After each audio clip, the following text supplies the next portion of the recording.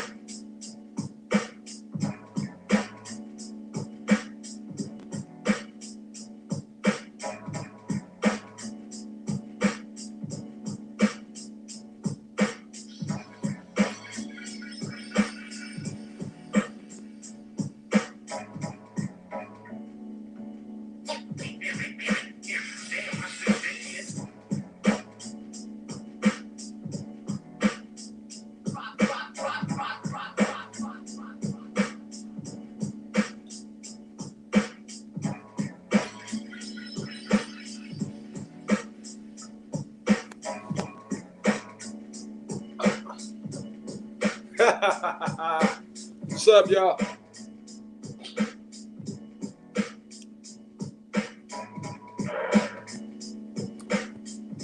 Been a long time.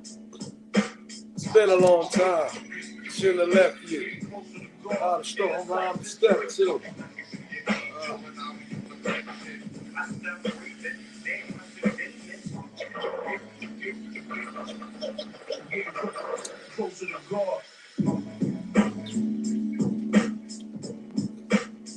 Just getting it started.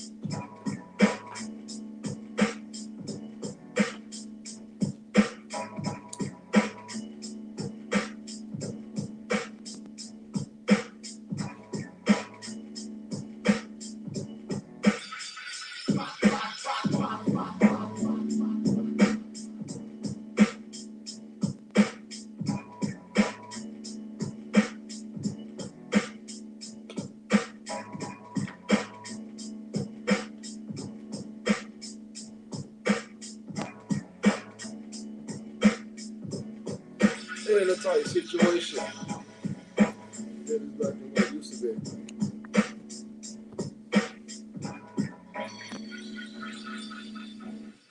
How y'all doing today? Good morning. Good morning. Get in the right mind state. Peace and pugilism, fight fanatics. I know I had to go live today.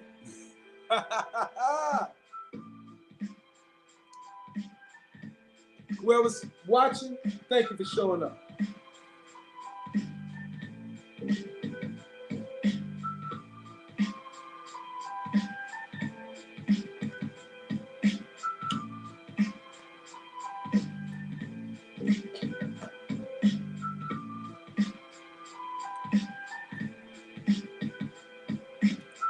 Let me rally the troops.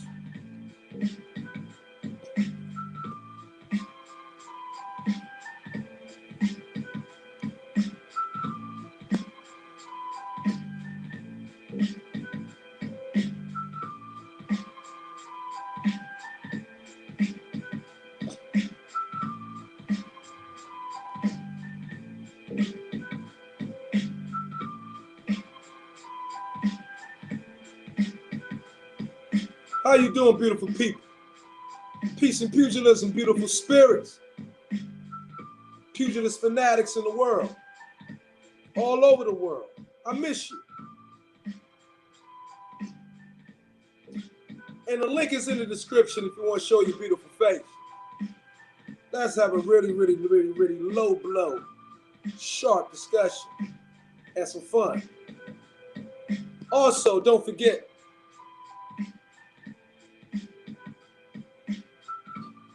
the boxing brew is still in effect. Yeah.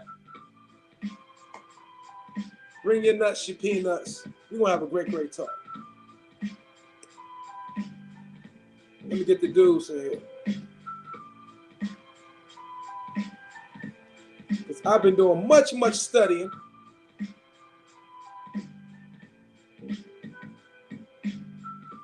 And I am sharp and ready. Even though I have not been making content, I have been keeping my eyes and ears close to everything that's going on. From Benn to Van Heerden, Fury, Whyte, Ugas, Spence, Javante, Rowley. I am sharp today. Super sharp.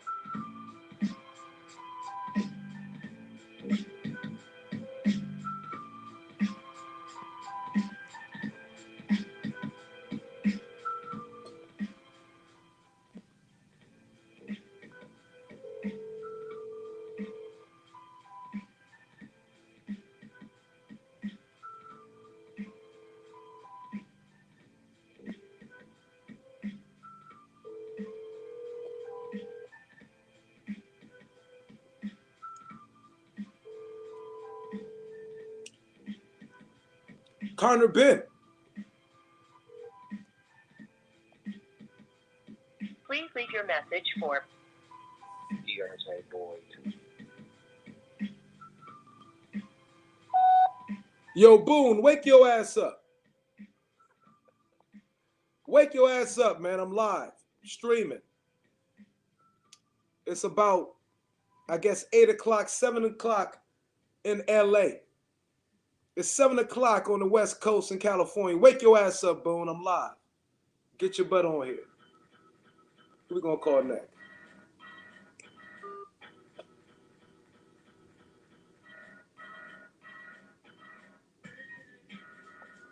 How y'all like those beats?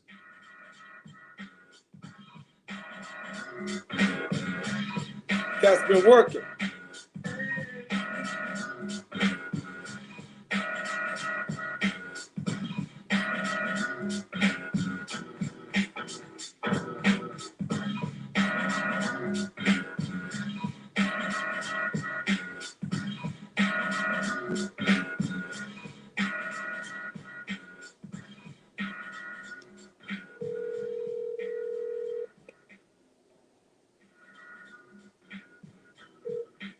Hello. Man, what's up? What's going on, my guy? How you doing? Good, man. How you? I'm great. Everybody, this is Two Hands. I'm streaming, man. Are you up yet? Yeah, I'm up. Come on, I need your presence, brother. All right, I'll pull up on you. My man. All right. Okay. Got one of the dogs on. See who's up next.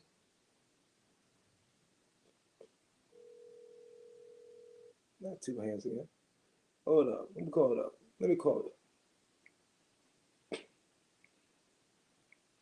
Who else? Who should we call next?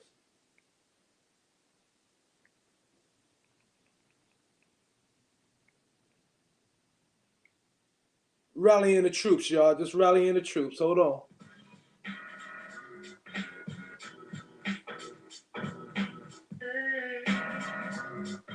Rallying the troops.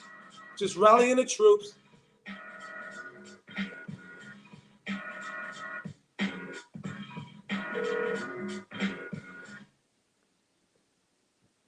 Hi, you have reached Mr. Tucker.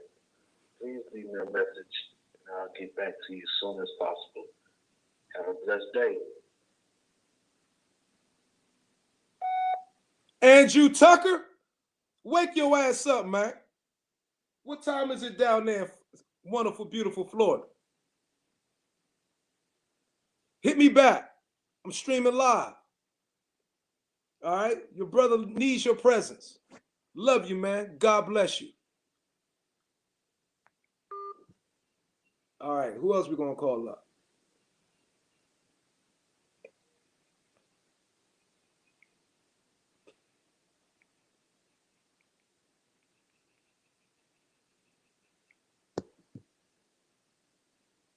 Who is just watching me? Who's the 5 people just watching me and not saying a damn thing? Come on.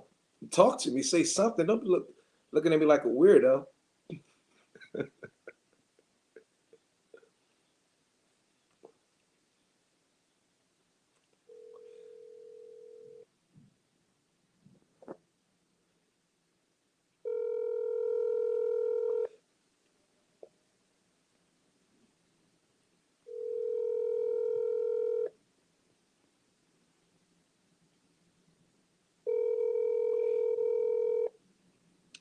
I went on Instagram today, and I asked Eddie Hearn, when are we going to see Conor Benn versus Florian Marcoux? Please leave your message for 38626599003. Major Key, holla at me. This your boy. I'm streaming live. I need your presence, champ. One love. Wake up.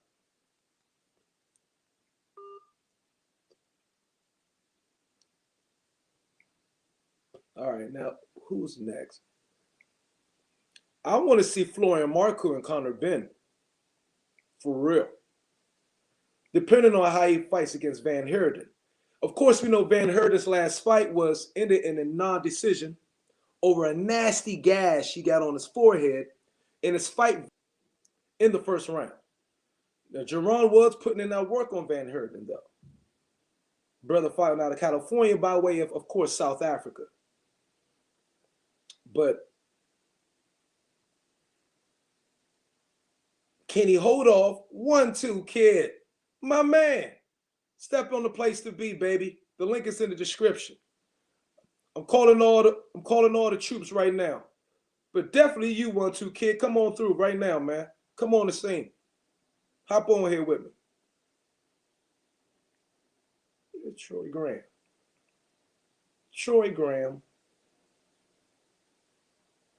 Damn, I don't got Troy's number locked in here.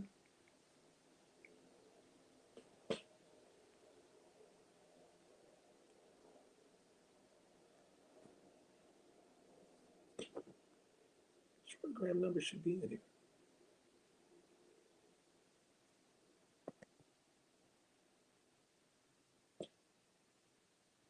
Hit the link up top. 1-2. We're right here for you again. Because we're going to have some good talk. Fair, unbiased, down the middle as always. We're going to get this joint popping. Because I will say this. Watching Conor Benn versus his last fight, Chris Algieri, I love the snap on that young cat's punches. I love the snap on his punches. I think he needs to sharpen up defensively. Definitely. His head stays on the line too much. But with the conviction he punches with, I am happy to see. I like that kid, Conor Benn. He's rolling around. He still got a long way to show me. He needs to keep those guards up a little bit. He needs to protect that chin. But the intensity he fights with is, I like a lot. Now, versus Van Heerden, who can be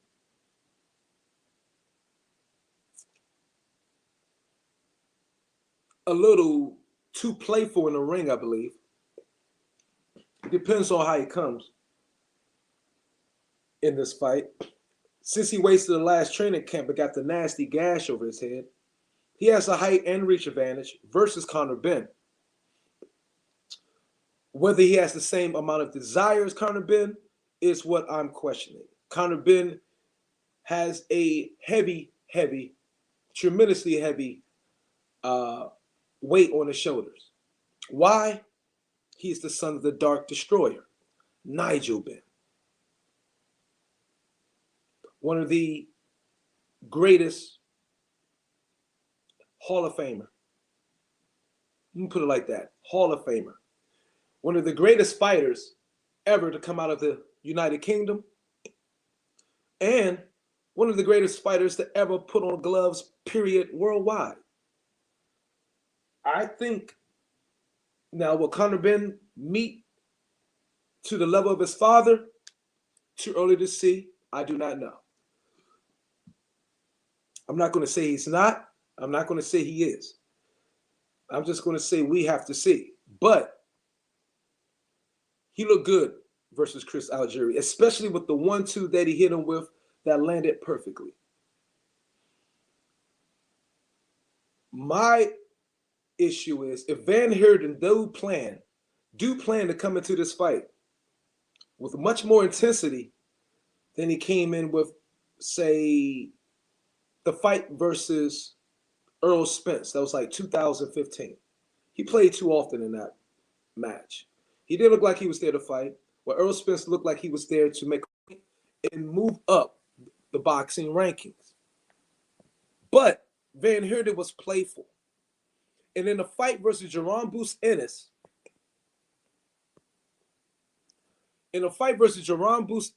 Van Heerden seemed to be immediately he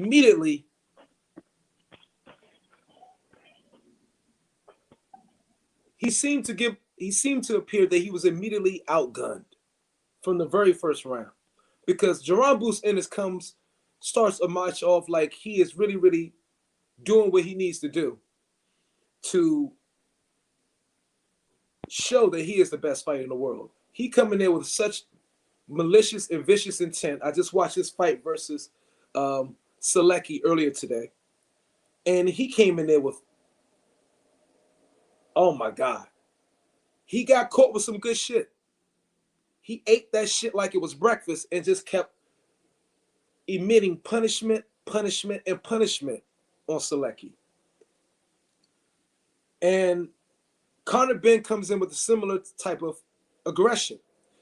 But he cannot put his punches together yet like Jerome Bruce Ennis. But he's 20-0. So it depends on, again, what Van Heerden comes in to do. What's his mindset? I assume Conor Benn can only fight one way. That's coming forward. He don't look like a fighter who can fight on the back foot. He doesn't look like a fighter that wants to fight on the back foot. Conor Benn appears to me as a fighter who wants to get you out of there and live up to the name, the destroyer that his father set before him. But he still has a way to go. And let's see if Van Heerden is a test. Now, I don't know how long they're going to go. And you can jump in whenever you want, 1-2 kid. I don't know how long they're going to go before they set up this Florian Marcoux match. But if he does get past Van Heerden, then are we going to see him fight Selecki next? I don't know. What you think, 1-2 kid?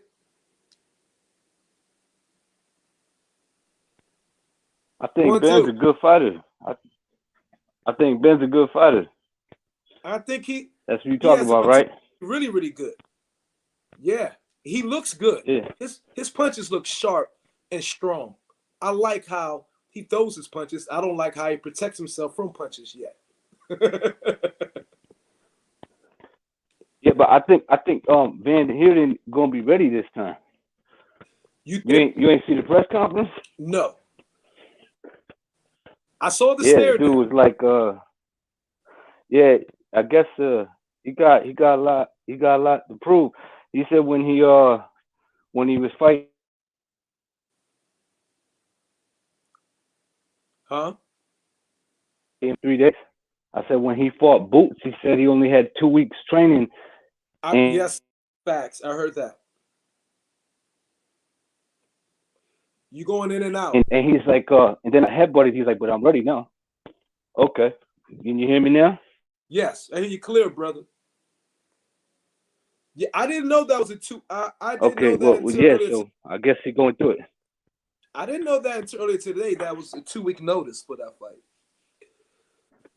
Yeah, it was something like that. He was kind of like a fill-in opponent. But yeah, so I mean, I think he's gonna be ready. I think it should be a good test for Benn. I think Benn got the goods. He just, he got to get into work, and yeah, I think he'll be all right, man.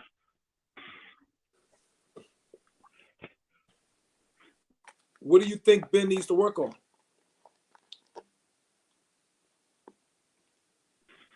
I just think being sharper, probably working on his defense a little bit. You know what I mean? Tighten up his defense. Work on being a little sharper. You know what I mean? Not opening so much when he gets off the combinations or the big punches. Keep some things, keep some doors closed when you launching them shots. Like, I those think I things like saw that. what I noticed is that he don't keep his guards high. He keep a mid level, like right here. And he does lean in, and he was digging it versus Chris Algieri with those body shots. And I was hearing that was some of the criticism in the fight before that he didn't go to the body much. And he made sure he did that off the break versus Chris Algieri. But he left his head open too much. He was throwing a boom, he coming in, boom, boom, but his head was right there. He buried it in a good place where it couldn't be easily countered to the head, as far as in the chest when he was going to the body. But again, I think he doesn't show much head movement yet, which they're working on, I'm sure. And a lot of things. We're going to see a lot of things today. But I think he looks, I like the way he threw his punches. That's what I really saw first. I was like, okay. He was sharp. And he appears to have quick hands. He has good speed. Impressed me, whatever, was Sugar Shane Mosley Jr. Sugar Shane Mosley Jr.? Yeah, well, Shane Mosley Jr. I haven't watched him fight yet. Yo, he looked like hot trash for as long as. Huh? He looked like hot trash, then you went out. Looked like, nah, he didn't. You know what I'm saying? He looked good. Like, see, I always liked the dude. I always thought he was cool and all that, but he kind of just like didn't have any. I don't know, he was missing something. Whenever you watch a fight, but now, I mean, he looked really good against Rosado. Really good. I was like, damn. That's the fight they he was showed talking some about. skills. My man, what's up, Mad Chat Sports Tavern? What's up, brother? Peace and pugilism. Yeah, that was the fight where he fought Rosado. What was that, last week? Yeah. I missed that fight. But I heard people are saying Rosado looked like he didn't have much. Everybody talked about a lot of the fights. I don't know, Rosado looked the same way he did against Munguia. He didn't look any different. Really? He looked like he was sharp. Yeah, he looked like he was sharp, like he was getting it. He couldn't do nothing with Mosley, which was shocking to me. Is Mosley I was bigger just than like, his father? wow. Is he taller than his father? What's his dimension? Yeah, he bigger. I think they like super middle or middleweight. Are you serious? Yeah. Wow. Okay. Yeah. Mosley got no higher than like 147 though, right? He may have fought right, but I'm saying like, damn. Yeah, so like I'm not a big fan. Huh? You went out again. Man, I said he don't fight like his dad, but he looked good in his last fight. He looked really sharp, like he was boxing, and it just he looked real good when he was doing it. I need to go watch that fight. Because his name isn't like sharp. I guess because his name is like all over the social media and the net with people talking about him. That fight. Well, I was giving him heat, man. I've been giving him heat for a minute. Like this dude, I don't know, man. But then I was like, I figured Rosado might pull it off, and he whitewashed Rosado. What is his record? I don't know. I think he lost a few. I'm not sure. I don't know. I was just impressed with his performance. He's gonna wind up getting a fight.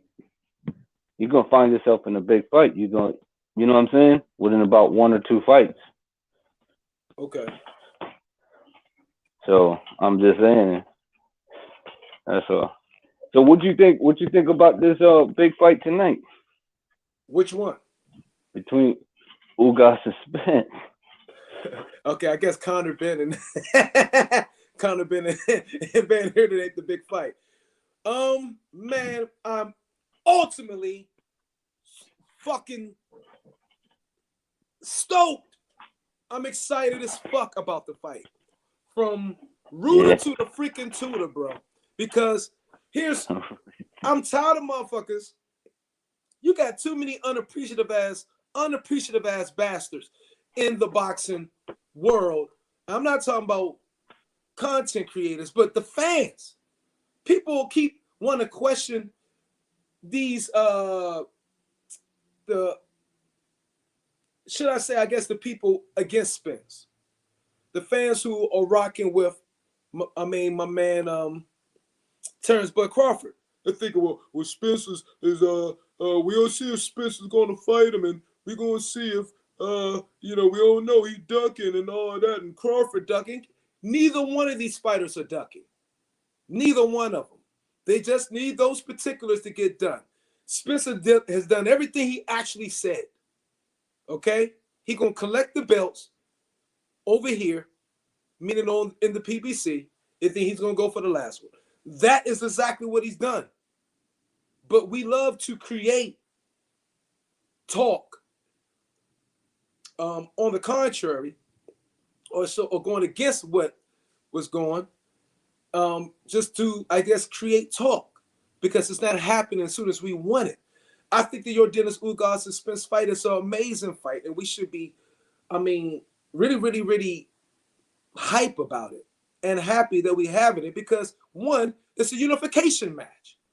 It makes so much more sense for this fight to happen before the Bud fight to happen. So you want the fight because we want the fight with Bud to be for undisputed. But it's cats complaining like why he ain't fighting Bud right now. I'm like, are you stupid? No. This gonna make that fight, if Spence is to win, or if even Ugas is to win, it's gonna make the undisputed fight bigger. Of course it's gonna be bigger if Spence wins. We know that. It's gonna be gargantuan, because that's a fight we've been wanting for the last couple of years. But we need Spence to get that third belt. Okay? And have that. So when he do fight Crawford, it's for all of them, and it's signed, sealed, delivered, wrapped up, boom. This is an awesome fucking thing. And so I don't understand some of people want to create just contention and disbelief and all this stuff when there is none to have. We just don't, it might not happen when we want it to happen, but you gotta let these fights simmer and build. Okay? Because it's just what's needed. I feel like people just impatient. That's what it is. So they're super impatient. And I'm one of them. I can be that, but I can still at the same time be some people just impatient. Huh? Right. Oh yeah, me too. I'm the same way. But I do understand, they've been wanting this fight for some years now. This ain't 1-2 years. You know what I'm saying? But no, this fight been brought up for a long time. This is all I'm saying. I'm like, so but I do get what you're saying. You like, but you got it now. It's built. It's for undisputed, most likely. And this is how they building it up. Like, what you mad about now? It's only 2 fights away. Yes. Relax. Yeah. Look, Spence throws a goddamn press conference saying, I'm going to get this belt, and I'm going after Crawford after it. After weigh-in, he says it. And motherfucker's still going to say, oh, I don't think so. I don't doubt it. You think Spence pulled back after saying that will make himself look that stupid? Then he's no longer is the truth. But to be honest, that motherfucker's been the truth from the beginning. But we still want to hate. I was a Spence, not a Spence detractor, but I was a content. I've been somebody who said that I don't want to give him all the props right away. Let's see and wait what happens, what goes. I've waited. I'm seeing what happened. I can't be a detractor of Spence because he done everything he said he's going to do. It's not my fault. It's not none of our fault. And we can't help that the man got in a couple of accidents. Okay? We can't help that. That's life. Okay? And yes, that's pushed this whole thing back. quite a bit. You know what I mean? Because of the accidents. Here come my brother. Salute, King. What up? What up? What up? You look like you just wake up. What up, two hands? A little bit. Oh, you had that broccoli for breakfast. Yeah, that's it. That's it. How you doing, sir? I'm chilling, man. How y'all boys doing, man? We doing well, brother. Good shit. We're talking about the cats that still want to don't want to believe that Spence want to fight freaking after he done said it, after everybody done said it, they still thinking Spence do not want to fight. I mean, this isn't going to fight Crawford after the fight tonight. So I believe he is. What do you think? I don't know. I just look at the shift in tune in the conversation. Like before, you look at the promotion like he batting it down, like it didn't make no financial sense at the time, and there was like competition amongst like all the promotional outfits. So at that time, it didn't make no sense for him to big up Crawford because it really would undermine the moves he was making at the time. Regardless, because if he entertained talking about fighting Crawford, then that was just going to be generally the entirety of every conversation that he had. Like that would be the major focal point. It'd be like, okay, we're going to start talking about this. But let's get to the elephant in the room type talk. So quieting all of that down, by pretending like it ain't there, that might help. But at the same time, like right now, like Terrence Crawford just signed with this little they deal with Bally Sports, like this little agency in Las Vegas. I heard. And I heard they got a lot of dealing with Premier Boxing Champion. So if that's the case, and he really is, and Bernie kind of like confirmed on his channel that he's going to sign a deal with Premier Boxing Champion, then why wouldn't they fight? You know what I'm saying? It's a great money fight for in promotion, for all in-house promotion. If it's split up between two promotions, I could probably see a little bit why the PBC wouldn't want to do that. Ain't enough. There's no guarantee there. But being able to put it on themselves, yeah, I could definitely see where it would make sense for them to have that fight. Like, so. Because here's how I look at it. It wouldn't make sense for them not to have it. Why? Because if he is to handle his business tonight and beat Ugas, the beat 3-belt champion, if he don't fight Crawford, then he done undercut his own career. That's true. I was going to say. He undercut his own potential at greatness, because I don't give a fuck what it is. Undisputed motherfuckers are almost an automatic shoo-in for the Hall of Fame. An undisputed motherfucker is automatically going to be in the top 3, top 2 pound for pound in the world. An undisputed motherfucker going to put you in history. Undisputed motherfucker, if he is to become undisputed, and if he is to actually beat who is rated, you know what I mean? If he pass the opportunity, or should I say forego the opportunity of beating who is ranked in many people's lists as the number 1 fighter in the world, okay, then he undercuts his own value and his ability to try to go for Canelo later on if he actually wanted to. He undercut his money as well.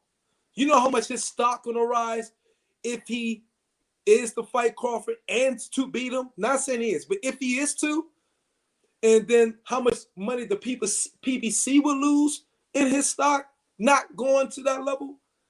You leaving too much money, too much greatness, and everything on the table if you don't fight Crawford after tonight, if you are to win. That's why I say it makes no logical sense for them not to fight Crawford. It's like Crawford, he already going to go to the Hall of Fame, but for Errol Spence and Crawford, it's like it's a double-edged sword for both, in my opinion, for this reason. because technically they both kind of define each other's career. Yes, they Like will. if they don't, you know what I'm saying? Like you got a group of people out there that look at Errol Spence like he's pound for pound top 8, no matter where who pound for pound listed is. Errol Spence is within that top 8. Some people got him up in the top 6. You know, to each their own. You know, Terrence Crawford is perceived to be pound for pound, arguably number 1, mainly number 2 or 3 in anybody's, you know what I'm saying, pound for pound list. So, you know, you look at those two fighters, they basically there won't be no story at 147 if those two don't fight for like history's purposes. Like Correct. if they don't meet and fight one another and say, even if the fight was undisputed or if it wasn't undisputed, they got the name, the look, and they present a certain, you know, element of like, okay, well, you got brute force against power, skill, technique. It's all of the things two prime fighters that basically would define the prime conversation, and then the other guys would fill in the rest of the narrative. Like in Terrence Crawford and Errol would have to be those two individuals to be like, you know, kind of like, you know, how the four kings had, you know, They you could have to. talk about Hagler or Sugar Ray would be like the main guy. Hagler would be like the, you know, the great unheralded but the bastard child. But you can't have that conversation if you don't got Errol Spence and Terrence Crawford fight. You can't. You know what I mean? 100%, man. Are you good, bro? Huh? You good though? Everything's well. Yeah, man. I can't complain. I'm Life is great, good, man. all right, man. Just Yeah, making. man. Life is good, man. Life is good. Would you had some good ass broccoli though, cause Yeah, I do. you I look do. I got you this shit blacker these called motherfucker this morning. yeah, I got this shit called Do. This shit's crazy. Like I smoked like a whole blunt like right before I got on here. So Oh yeah. yeah, you super mellowed out. Mm-hmm. This is unusual for you. That's why I'm like, nigga, are you good? Yeah, man. I'm chilling. I'm chilling, man. Life good. But shit, man, look, man, when life good, man, you should be mellowed out, man. That's absolutely my man. Two hands. I mean, 1-2 kid. What up? Is there any reason why you see Crawford and Spence? What will happen if Spence is to win tonight? I don't see any reason why it Do you shouldn't happen. Let me reword that. Do you see any forces or powers to be that won't make that for a reason, whether it's PBC or whatever? You see a reason why? Should I say this? You see a reason why the PBC won't make that fight happen? Do you think really it's all about? See, here's the thing. I know we understand the like don't want to cross both sides of the street, and we understand the PPC probably all the stables want to keep the shit in house, but they got to making complete sense. They know, and Tyson Fury and Deontay Wilder is a example of this. They know when certain fights they have to go across the street, and this is one of those fights where they have to, regardless. They know that because then there'll be a laughing stock of the fucking boxing world. They will lose out on so much money, so much promotion, so much everything, so much. Yo, you don't get 3 belts and not get the 4th. I don't. Yeah. You Well, don't get that close to undisputed. You don't get that close to undisputed and pass up a belt, especially with a guy that you'll make more money fighting this guy than you will from anyone in 147 to 154. So what are you doing? There's nothing to discuss. When they make that fight happen, it's gonna be more. They're gonna make more money, I believe, just them two, when they fight, if they are to fight. Meaning, if tonight win, that they will make their previous 3 or 4 fights combined, potentially. That's how Yeah. big this fight will be. And they were talking about I mean, that they're ANTT. the matchup. They're the last matchup at 147. It's for undisputed. I mean, if tonight they win, so that's why I'm thinking like people saying, no, I don't think But see, it's not that crazy. I don't even, I ain't even got Errol ain't even a shoe in to win tonight. You know what I'm saying? What's your prediction? Like, man, for real, like, man, I think, man, Ugas can make. I think Ugas gonna make him look bad, man. Like, Serious. and niggas is gonna try to blame. Either they gonna let Errol win on points. Ugas gonna make him look real bad, and they gonna let Errol win on points, and they gonna make all these excuses about, you know what I'm saying, the weight and all of that shit, and try to move him up to 154. Or Ugas gonna beat him. I don't see him stopping him, man. Like, it's just the way the styles, man. The styles. Errol gotta come forward. Errol gotta come forward constantly. Try to push press on you. Ugas could just slide So out you the think, way. hold up, you think Ugas beats him? Yeah. Yeah, Oh I do. shit. That's what I'm talking I about. do Okay. too. Yeah. Okay. You do Yeah. too? I think he picked his spot. Yeah, Ugas picks his spots, man. He How do you kind think of he beat him? responsible like shit too. He can make Errol run He head picked first his into spots a real brick good in this wall. You know what I'm opening saying? game. Like all night. He could just make him run into a Yeah, brick he wall. he 'Cause picked his that's what spots Errol good, gonna do. and he's an inside fighter too. So he likes when you come on the inside. He counters Yes. inside fighters. So what I'm saying is, like, everyone talking about, oh well, he beat old Manny, and what they're not realizing is an old Manny beat a Thurman. An old Manny's still a bad Manny. You know what I'm saying? Like, I don't Yeah. care. He didn't look that old to me. You know what I mean? He was getting off combinations. He wasn't landing them shit. Man, see, So niggas want to use that. A lot of motherfuckers just want to use that age shit when it come to the Manny Pacquiao situation, just solely based off the fact that, Manny, motherfuckers got a whole love for Manny that, they right. just gonna try to, they're gonna try to drown out whatever any relevant, points you could make that, like, probably cripple their success in that fight.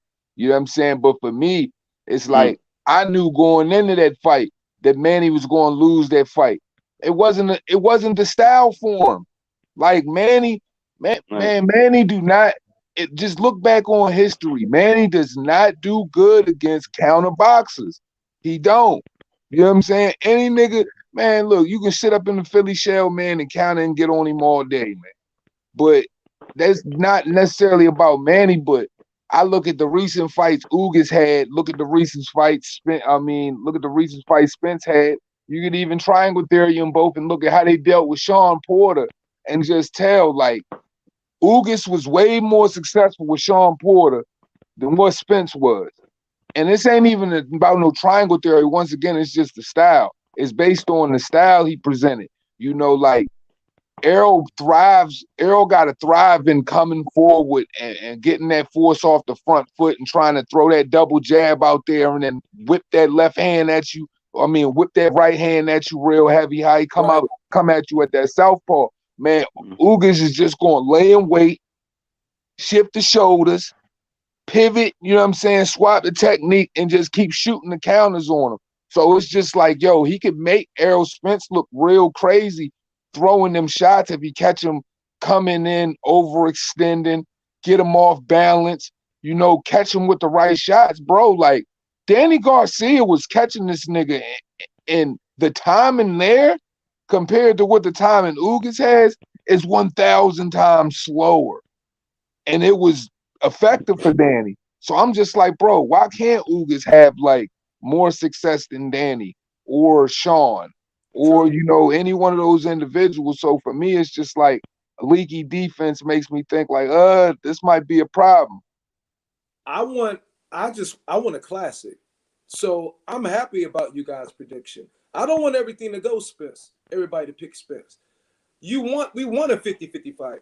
So I do want it But to be a fucking nail biter. I want it to be a classic because then I think that's what we're gonna really see if it's a good fight, man. Spence has lost something. Yeah, it is a good fight. And Very I good. was talking to everybody about it. I was like, hey, what if Ugas come out undisputed? That It would could be, happen. hey, you know what? That would be fucking the timing of that would be fucking crazy. especially with now since Cuba can go professional and fight locally around the world. And now they have an Yeah. undisputed fighter. The timing of all that shit would be nuts. You know what I'm Yeah. saying? He'd be What's able to go. crazy for me is right, Yo, that would. like the disrespect though. Like Ugas been getting a lot of disrespect, right? He has got You know no what I'm credit. saying? And people be kind of like, and the crazy thing is right, like look how people treat George Kambosos. Kambosos ain't a great fighter. You know what I'm saying? Look how people treat Kambosos off his victory and everything, and how he got them unified titles off Tiafimo. Niggas is welling him up right now. Like he just can't, like Devin can't beat him and shit like that. And this ain't comparing the two or nothing. It's just like how the energy is around both of them, and it's a and they want to consider like they consider like Jordanius Ugas like a fly by night champion or something. Like he just got the belt, but he ain't got no significance there. But he got more skill than all of these other dudes who done, you know what I'm saying, like miraculously done came up and got a championship and is sitting there right now. He actually got skill though, you know what I'm saying, and a lot Yep. of it. And niggas is writing him off, Yeah. and I'm just like, bro, this could possibly be one of the worst nights of Errol Spence's life. Like real shit. Like, and people be they just like dismissive of it. I don't get it because like this is not an easy night for him. And like the only reason Errol can dress this shit up and keep getting past the Crawford conversation because this is a tough fight. Like real boxing fans know that. This ain't no cakewalk, bro. No, it's not going to be a cakewalk at all. I think I it's a think tough fight. Yeah. it's going to be a really tough fight. I think Earl Spence is going to go in that kitchen sink. I think he's coming in to make a statement. And the thing is, both fighters are being doubted quite a bit. A lot of Earl Spence is still got to answer the questions. Is he the same fighter before the accident? I mean, post accident. And Ugas has to answer the questions. Is he just, like you say, a fly by night champion? You know what I'm saying? Now, Kambosos, a lot of people think that Kambosos was a fly by night champion, though. A lot of people, because everybody ain't been giving him credit for that win. A lot of people have been saying that your boy, of course, Lopez overlooked him and everything. That's the only reason he lost, but he was getting his ass whipped. And Lopez He's does getting have beat a the fuck lot up. of holes. He has I some think big Lopez holes in his overrated defense. like shit though. Like Huh? a lot of niggas overrate Lopez, Yeah. man. We did. I Yeah. did. I overrated him. Nah. I'm not gonna lie. I You think know you know why what? Lopez In lost his that first fight though? in his first fights, Lopez's first fights, earlier fights before, should I say before Nakatani. Before Nakatani fight, his only up until the Nakatani fight was I able to see that he had a lot of defensive holes. Can't box with you. Yes, he has many defensive holes. And when he get hit, his reaction to getting hit isn't like, okay, roll with the punch, then roll, come back with a punch. Or weave, slip, weave, move, and then move into a position where you can punch back. He doesn't do that. When he gets hit, he's like staggered and then got to recompose himself to come back. And I was noticing that. And I was just like, and Lomachenko showed that quite a bit. And so I was just like, damn, he actually, and then Kambosos showed that. And I was just like, wow, a lot of these cats got great offensive. Their best defense is their offense.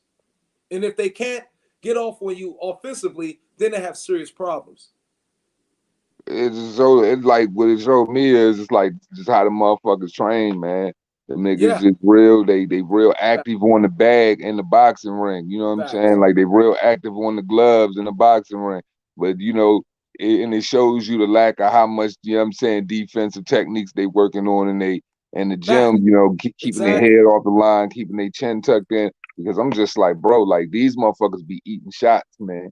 And the so-called good champions are eating a lot of shots. And that's why I'm just like, bro, I always bet on the fighter. Like I'll take, I'll put more faith in a fighter that might have, you know what I'm saying, less elements on the offensive side and have amazing footwork, amazing, you know, counter defensive game, amazing pot shot game, able to, you know what I'm saying, just roll off the punches and pivot out the way. I'll put more motherfucking into a guy who got solid defense and a mediocre offense than a dude who just a high power with A+ offense any day of the week. Cause he's gonna get you. He's gonna get to you and Like he's gonna break you down. Shakur Stevenson. Yeah. You describe Shakur Stevenson in my opinion, because that's exactly how he fucking goes. Bruce Goes Boxing. What's up, Bruce? How you doing, champ? I think so. My thing is like, yo, how does let's shift gears. What do you think of Conor Benn and Van Heerden today? If you've been keeping up with that, they fight today. man, like Chris Van Heerden, man, he was a guy that always had like, you know what I'm saying, like B level, you know what I'm saying, like lower B level, not even necessarily like good moderate level skills in the boxing world. A guy, you know, that can move around, you know what I'm saying, create problems where you could really gauge where a person is as far as their skill set. But as far as who is he fighting? Conor Benn. Conor Benn, like, man, he could actually give some work to Conor Benn for real. Huh? He could actually give some work to Conor Benn for real. But it all depends on what Chris Van Heerden want to show up. You know what I'm saying? Like, I think at this point, that's what I said earlier. Like, yo, you going around just getting beat up on by niggas, man. Like, I don't know, man. Like, I watched this fight versus. He said he ready, yo. He said he ready. 2 hands. He said he got in the whole like about 6 weeks of training. He's like, this the first time I got to fight. He said this the first time I got to fight. You know what I mean, to get that type of training camp for a fight in a long time. And he deserves that because his record is 28-2-1 with the one non-decision versus that he had versus Boots, which he was getting blown out from the beginning before the fucking headbutt happened. He was getting blown out. Boost comes in there. Yeah. And Boost is like what Boost fights from what I've seen. He comes in there like a bulldozer, but he doesn't protect himself very well. Nope. Thomas Delorme caught that motherfucker with a shot. That motherfucker, his motherfucking brains got motherfucking rattled. Selecki was catching with some, but he was eating them shits and just keep going. And I was just like, this. Yeah, I'd like to see him with someone that's a little dangerous. I ain't seen him with anybody. Yeah, I ain't seen him really tested. I think he looks good on paper. Dangerous. Selecki is dangerous, but Boost ran through his ass. And I was like, damn. You know what I mean? Man, like, but if he takes some of those shots that he took from Selecki from the wrong fighter, it could be lights out. Or unless he might got a chin like that. I don't know. I still have to wait. We have to wait and see. A lot of these niggas, man. Give him somebody in there. These niggas is just, but they just filler cards though that could like really make like them. But see them this type of fight where it's like just one of them joints you put on a card. You know what I'm saying, to fill a lower slot. To be like, okay, it's a decent little fight. You know what I'm saying? It ain't nothing incredible or nothing like that. But it could be like bad for your fighter in a way too, though. Because Conor Benn ain't really showed, you know what I'm saying, like all the elements of, you know what I'm saying, like being a complete boxer just off the rip. So yeah, he just explosive.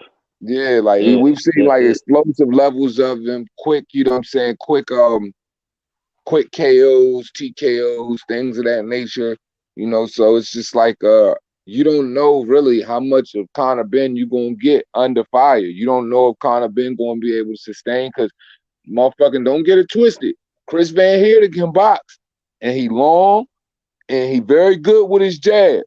So he got decent footwork too. So if he want to be there for you, you know what I'm saying, and present problems like, yo, I'm coming out here tonight. And he could look at Conor Benn like, bro, this a dude who ain't showed everything, who I could really, really, really get off to where I could get that next paycheck in boxing that could be just as decent as this one.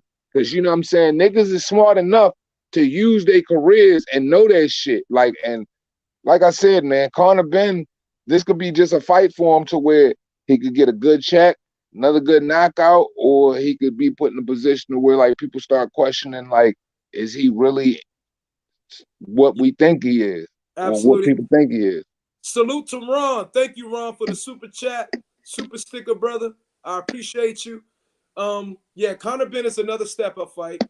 I hope we can Van Heerden can put him under pressure. I want to see because Conor Benn needs that now. He needs that. He needs to be under some serious fucking pressure. He needs to feel some hard, serious shots. And he needs to be put in a position where he needs to rethink, okay, do I want to box longer or not? How much do I really, really, really want this shit? He's 25 years old. Van Heerden is 34. So that's a 9-year age difference. And like you said, Van Heerden, he probably want to get those checks as long as he wants. He needs to make a good showing. But he also in a position to be one of those gatekeepers where it seems like he has a good record where it looks good on your resume, but he doesn't have no notable wins against anybody really, really good. So Right. he's like that gatekeeper position. But sometimes, gatekeepers want to be ambitious themselves. And I hope he wants to be ambitious tonight because I want to see Conor Benn tested truthfully. To truthfully to know what type of metal he's made of, and to see if he's really, really about that life, being the son of the Dark Destroyer and becoming his own Dark Destroyer in his own right. So, because he's carrying a big name, big shoes to fill, and I don't think these young kids should play about that. They Well, should see, not niggas rule. can't but see, niggas got to get off of giving them boys that jacket too, man. Like, Exactly. okay, because like just because a nigga, my father Conor Benn, man, you can't expect me to be everything Not he true. is. Yeah, I might be of his genetic makeup, but what if I, you know what I'm saying, not to say I'm fucked up, but what if I took more after my mom family side of the features? You know what I'm saying? Like, who to say, like, even if I got the physique, do I got the mentality for the 12, the punishment for the 12 to go through, you know what I'm saying, what I went through with the G-Mans, or go through the shit I went through with Eubanks and shit like that? Like, you know what I mean? Like, it's a lot to put on a young cat, but I'm saying, like, I just look at him like, yo, dude doing his own thing, and as long as he ain't making it look like he just taking advantage of the name, then you know what I'm saying, I ain't gonna apply it to him. Facts. Yeah. You know what I'm saying? But I wish him all the best of luck. I think he's doing all right right now. The kind of fights they giving him right now, though, is good. They only good enough, but they gotta get better. Like, Eddie gotta find him something better now. You know what I'm saying? Something that we can really say is gonna prove it. Cause like, realistically, he ain't been in the ring long enough to where I can say he's done too much to where, you know, I could have any type of comfort behind his name. And the opponents he's fighting are just on that level to where it's like, okay, well, you know, Virgil Ortiz was doing that for a minute. You know what I'm saying? Like, I know he got former world champion underneath his belt, but it's got to get the level has got to be elevated. And it can't be, you know, beat up damaged goods, man. No. Facts. Now, okay, let's switch gears again. What y'all feeling about Fury and Whyte?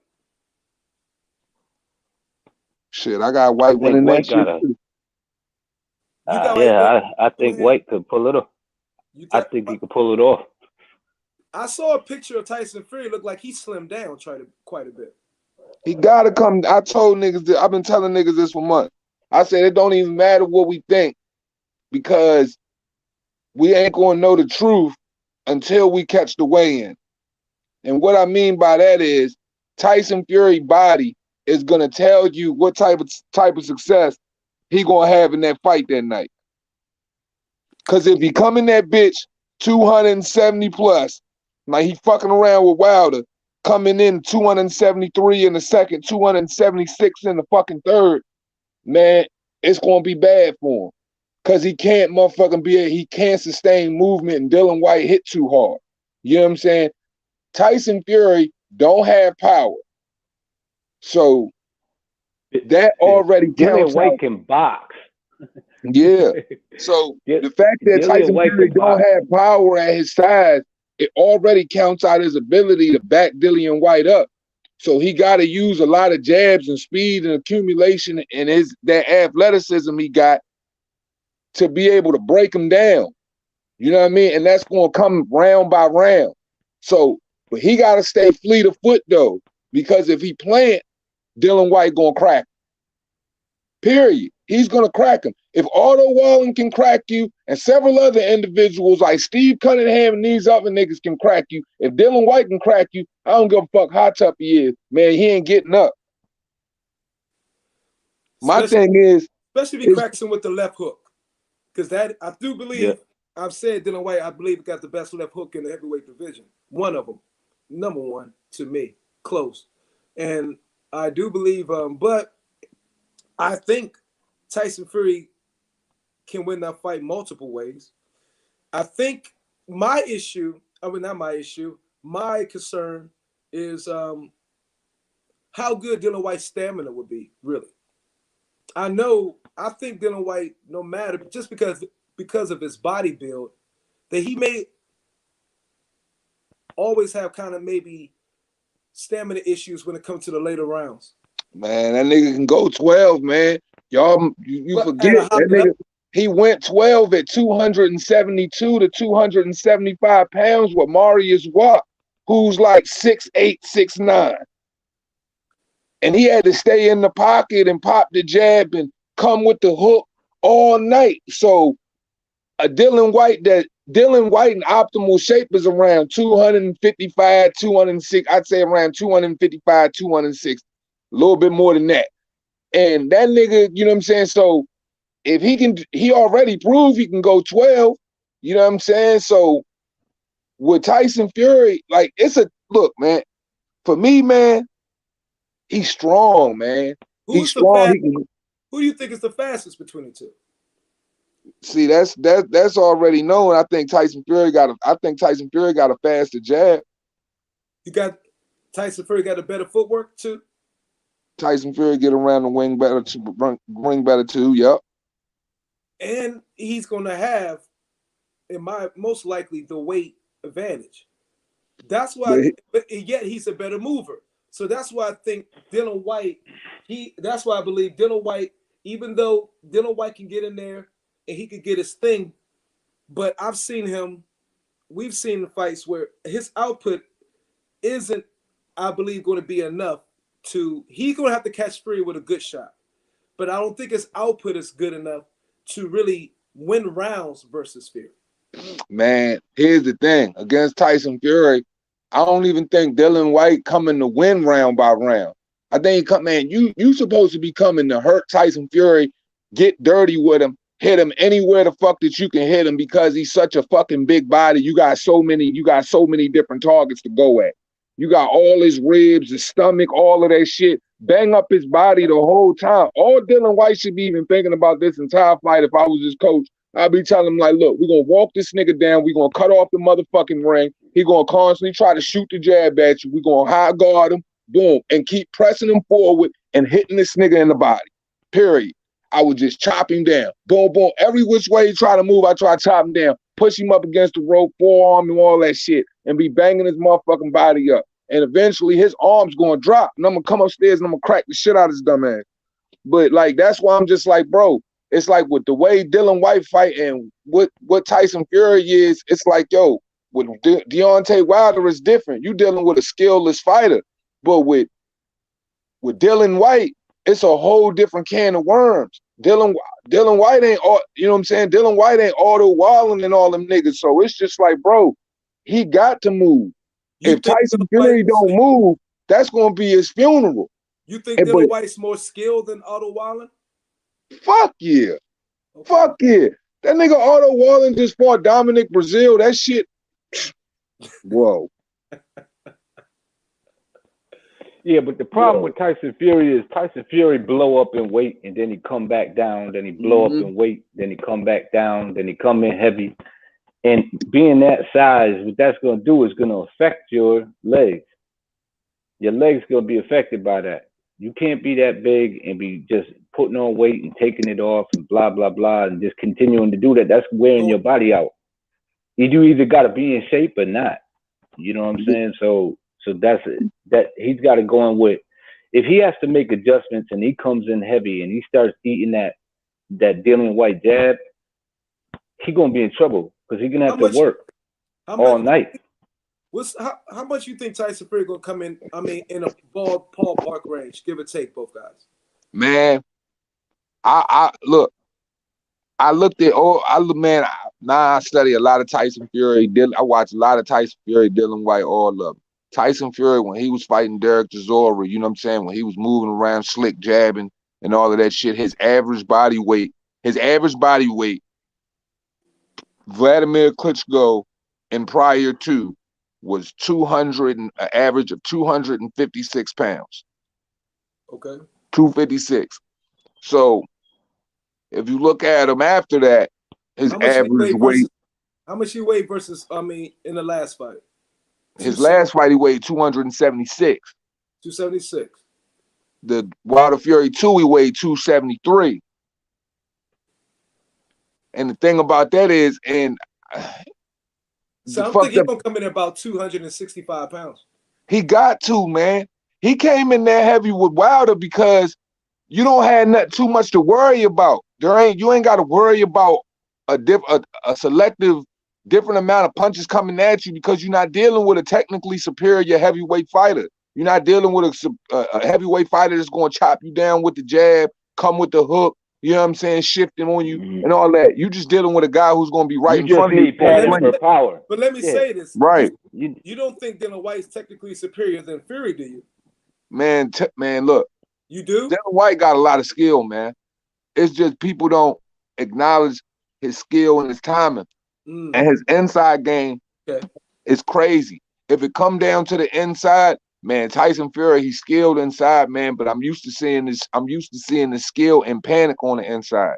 You know what I'm saying? Like, when you doing it against a guy who don't know what it's like to be on championship level boxing, it's different. You know what I'm saying? Like, that dude's not gonna know how to respond when a championship level fighter turns on you on the inside, start pivoting you and attacking you with combinations. You just getting overwhelmed with shit. But for Dillian Whyte on the inside, man, it's different, bro. Like, Fury just can't, when it comes to taking that time off that he usually uses when he gasses with his size, he ain't going to be able to lay on Dillian Whyte. Too much core strength. Throw him right off of him. Okay, like, so let me ask, so do you Tyson Fury Wilder first fight, you saw how aggressive Wilder was coming that entire fight. Mm-hmm. We saw that he was coming forward, coming for Fury's ass. Entire Fury versus Whyte, swinging for the fences, right? Do you telling me you think? So do you guys believe that Whyte is going to be coming with at that pace, that aggression? I don't see it. No, not at all. Whyte don't fight like that. Right. See, Whyte he'll meticulously walk you down. Like, he not gonna overextend. He ain't gonna overextend and throw no punches. He gonna meticulously walk him down, and he gonna wait. And he's not gonna fire his shots off until they available. You know what I'm saying? Like, Tyson Fury got to decide what he's gonna do. Is he gonna lay on the back foot and try to pick and choose to pick every fucking jab on the outside, right? Or is he gonna work a little bit mid range, the inside kill box, and then tie him up, wrap him up, and then reset?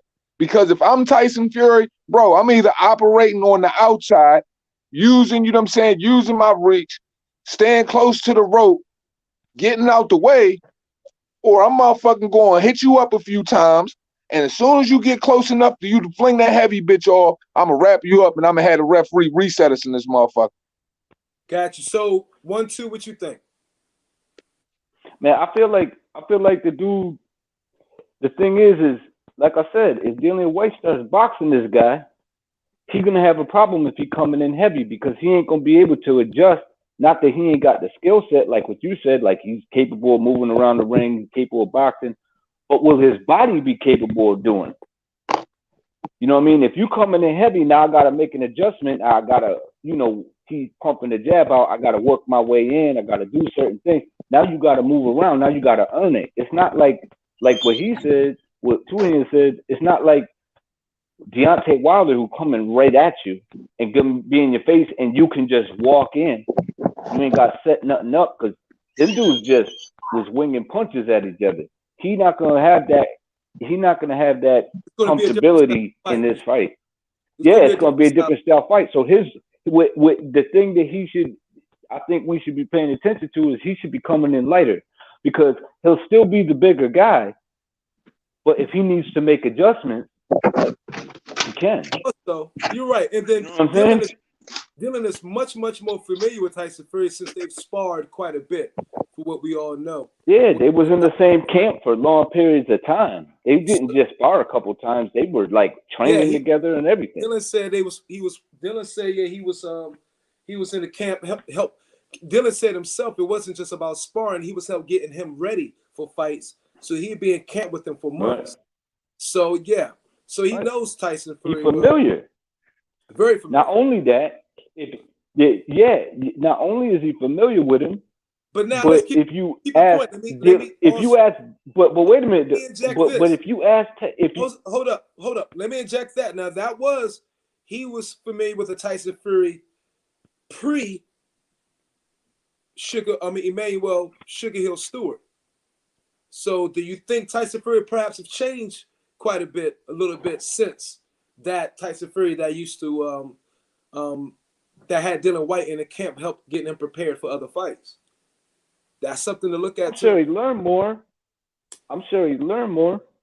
You know what I'm saying? I'm sure he learned more with experience, but he always been in and out of that gym most of his career since he came to the United States.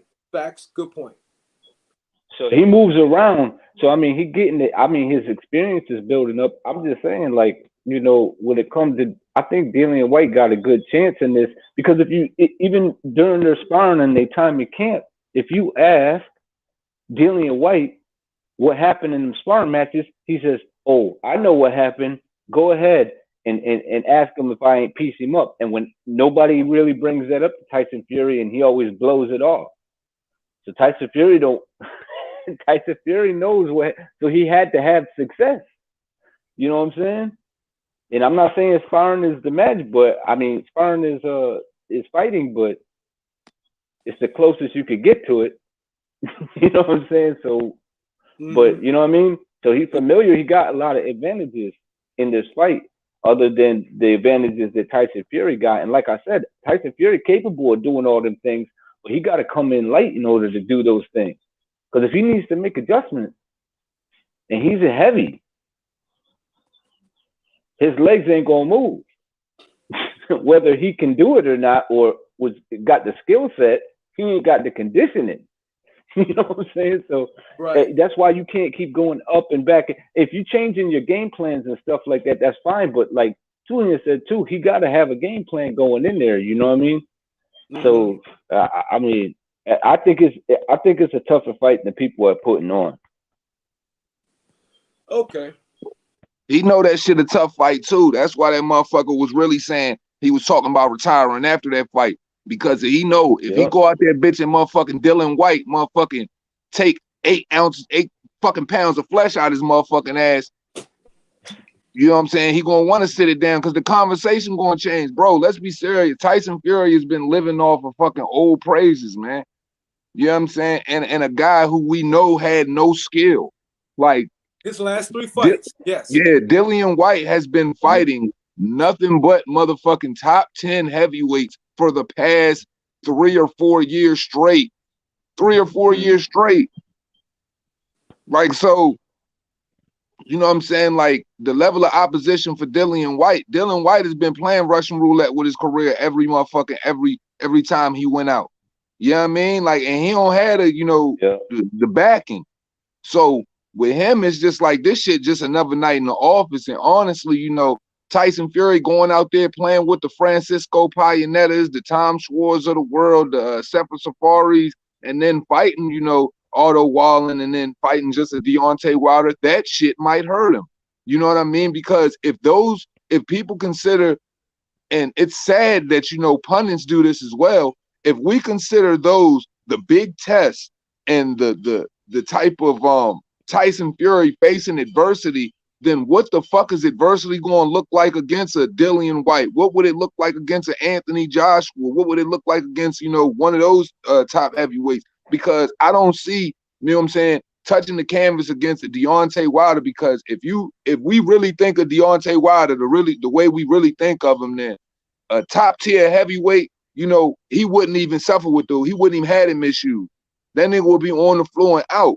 So, like, we gotta, you know what I'm saying? Like, I've really questioned, you know, when people say these things like Tyson Fury, he already game, he ready, he the best heavyweight in the world, when I haven't seen the best heavyweight of the world type work from him. Like, when we saw him fight Vlad, it wasn't a dominating fight. It wasn't a, you know, he won, but it wasn't dominating. It wasn't, you know, no punishment really laid. The rematch never happened, so we didn't get to see what was to come after that. And after that, all we've seen is average shit, and we've actually seen him tested against Otto Wallin as well.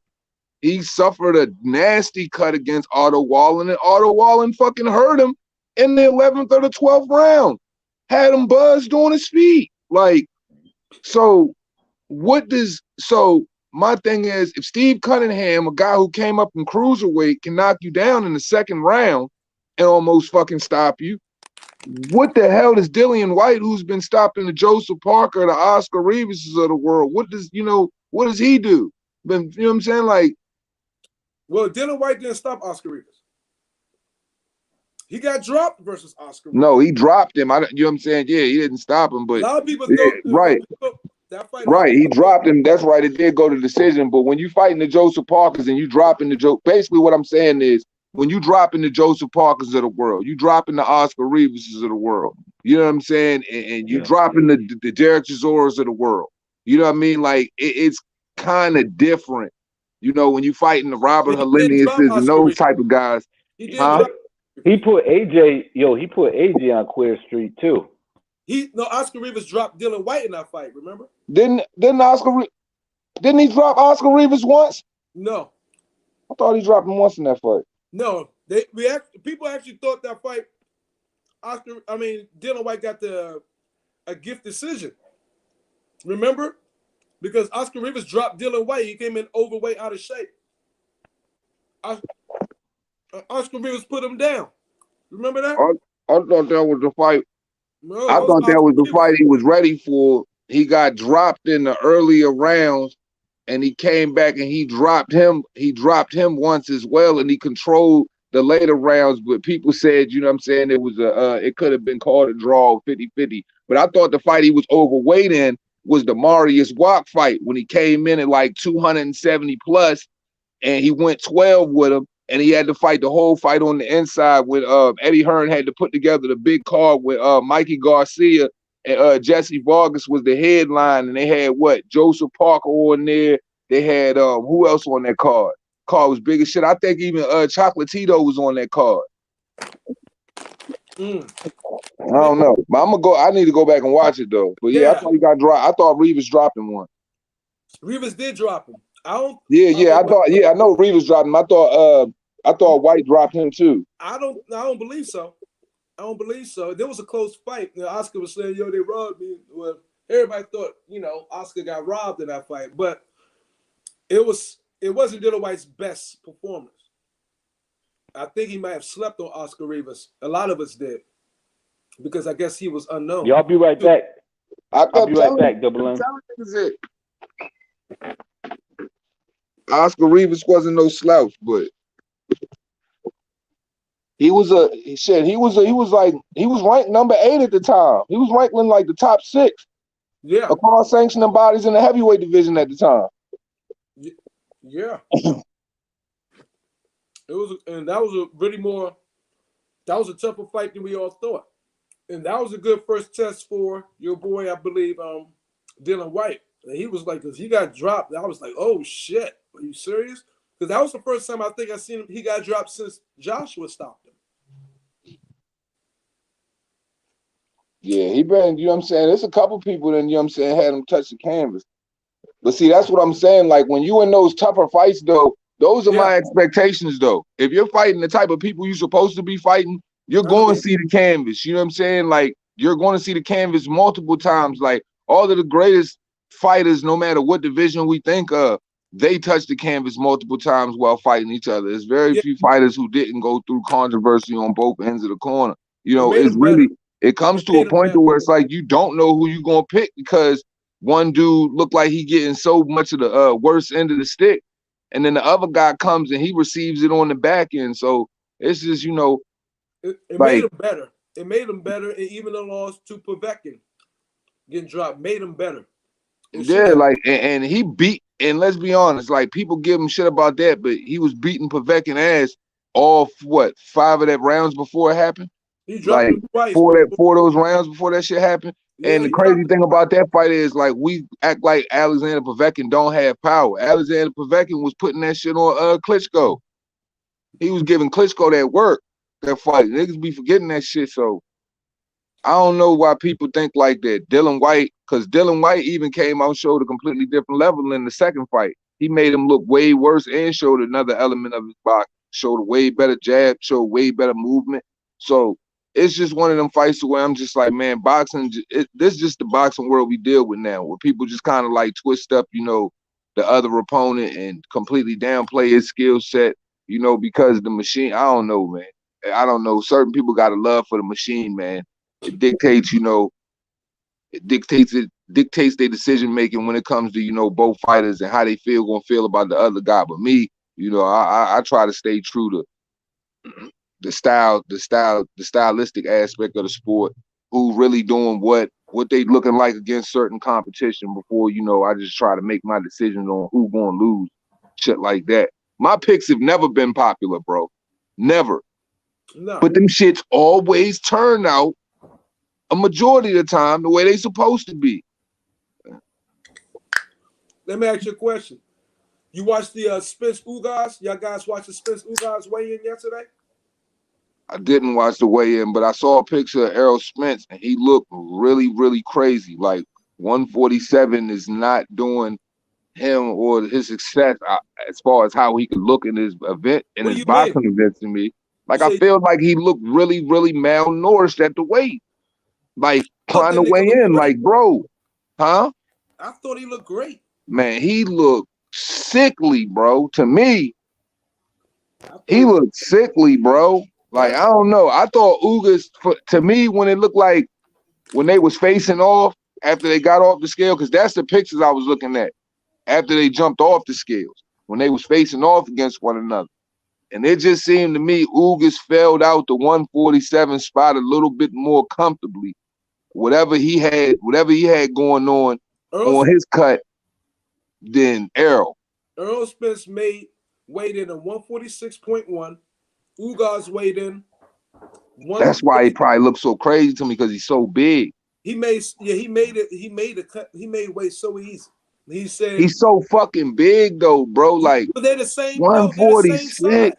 They're the same size. But what I'm saying is though, like Errol has been known to have problems, you know what I'm saying, with his weight. And yeah, he made the, you know what I'm saying? Yeah, he made the weight. And I'm not taking anything from that. What I'm saying is when I look at Errol and his weigh-ins, and I kind of compliment that to his issues with his knockdown ratio. You know what I mean? Like, I'm just like, man, look, you can only stick this shit out and play this shit out for so long. You know what I'm saying? Kind of like I feel like Jared Hurd at 154. You know what I mean? Like I feel like niggas is like too. Yeah. Some niggas is just No, too that's big. totally different. Yeah, that motherfucker's too big for once. Yeah, Fact. yeah, that's all. But hey, shit, you gonna, you know what I'm saying? Them niggas feel that shit out like in no time when they eat and rehydrate anyway. So Earl Spence came in at 146.1. Ugas. And you know what? The crazy shit about the weigh-in yesterday was fucking the dude. What's that dude's name? Who was calling the weigh-in? He was fucking up with the numbers and shit. They said, he said one Spence 146.1. The motherfucker said 146.3. Who else picked up on that? Then Ugas weighed in. I think it said 146.8. Motherfuckers said 146.3. I'm like, what the fuck is going on? And then they was talking behind the scenes. It looked like Earl Spence, he said after the weigh-in, he said, look, usually in the previous fights, because I had to lose so much weight, he said I had to lose 35 pounds before the Porter fight. And after during the weigh-in, you know, I'm usually dull and like tired and everything. But after this weigh-in, this time I'm very bouncy. I feel energetic. My energy is high. My level. He said I got the nutritionist, and the nutritionist has made sure I'm not lacking anything. I made weight super easy, and I was like, and it weighed in a 146.1. I was like, whoa. I was like, okay, he had to be in good shape going into. He had to be in much better shape than previous fights going into this training camp. So I was like, okay, so that told me in my mind that's more time in working on his technique and his strategy rather than just losing weight.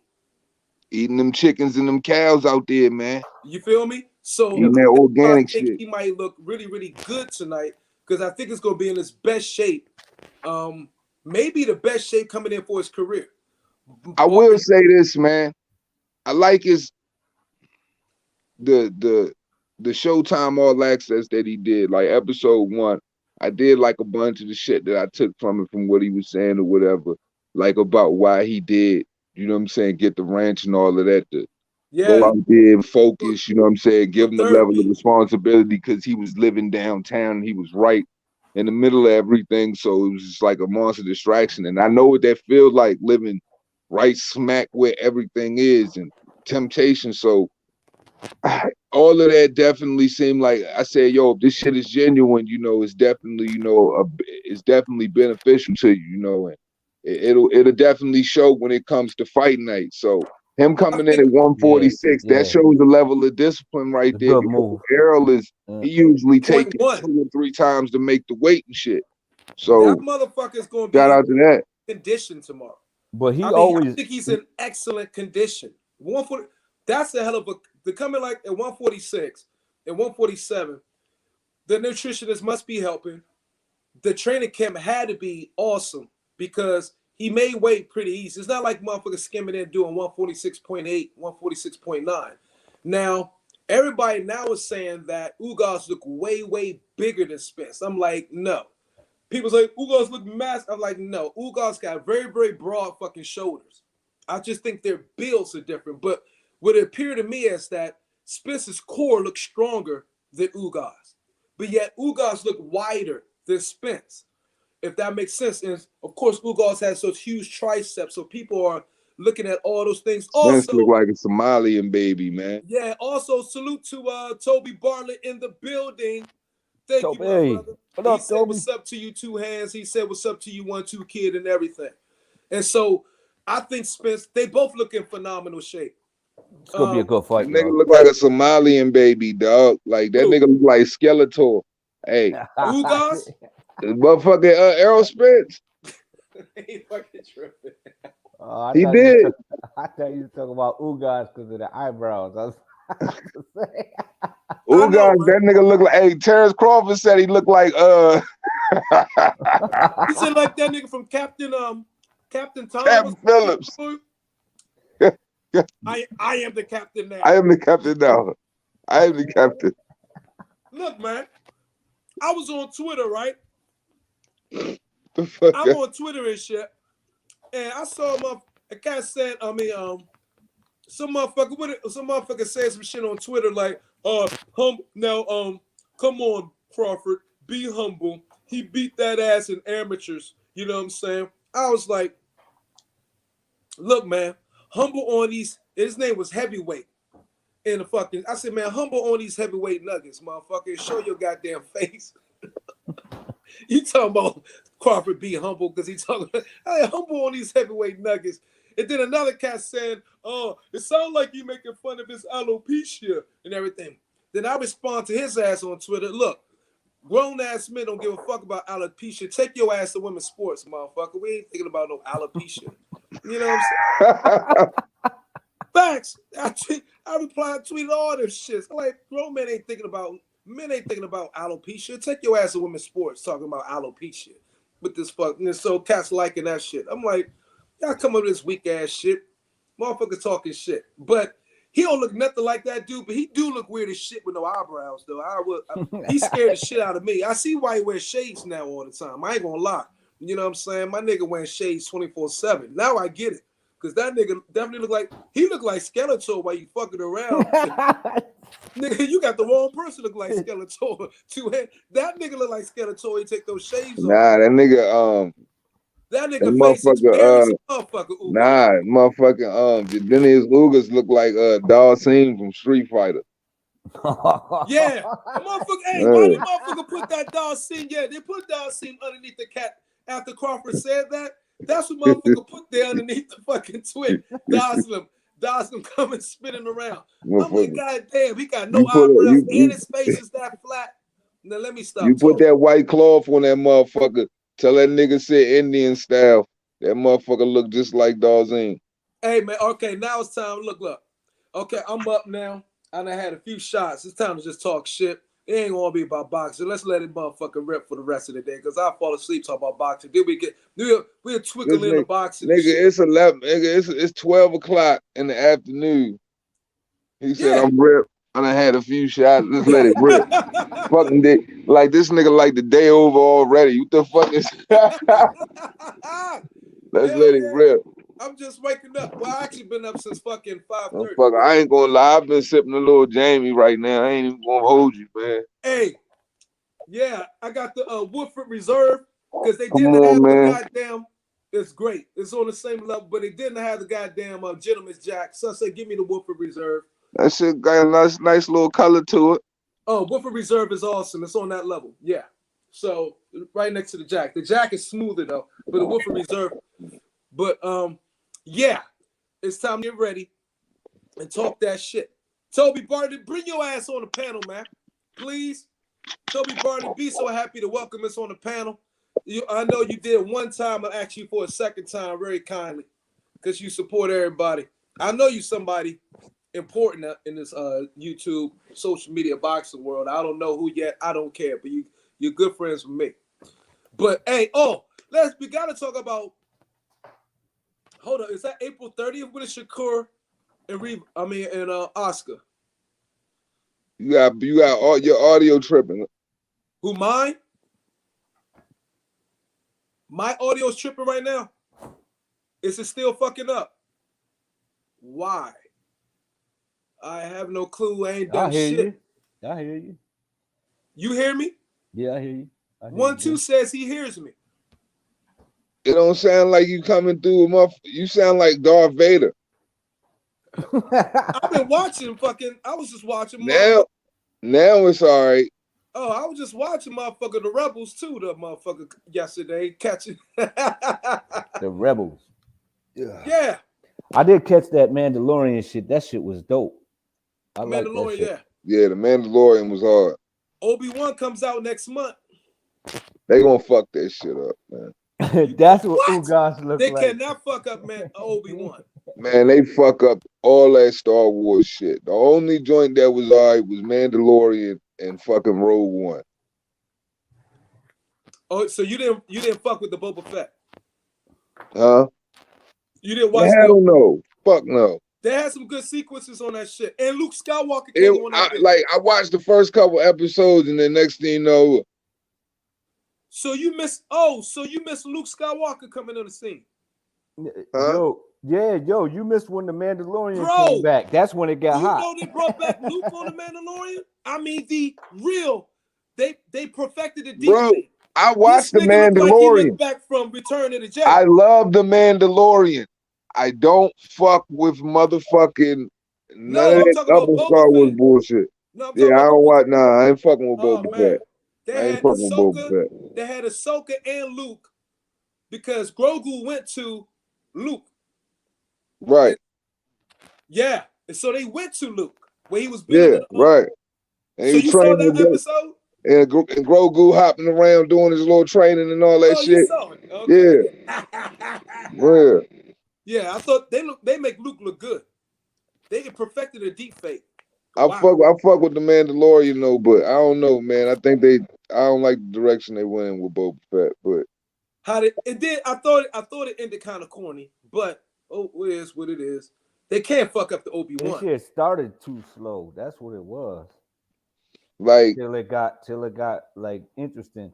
And I ain't really get into this shit till the Mandalorian came back into it. I was like, oh, you know how every time like Batman, like they fucked up on Batman, they would just blow the whole shit up and just rebuild and start it over and blow the whole bitch up again and then start the whole original sequence over, pass it around director until they got it right. And then once something too. Yeah. Like motherfuckers got to do that shit with Star Wars. Just blow that shit up and just start some whole new shit. Base it on the old shit though. Stay to the lore. Stick to the lore. And just blow that shit up and start it all over again. But you do know they're like the last sequel to 3 with that Rey and all that shit. They like scrapping that. They go into the whole new different direction. They have to. But see, my thing is this. They need to go darker though.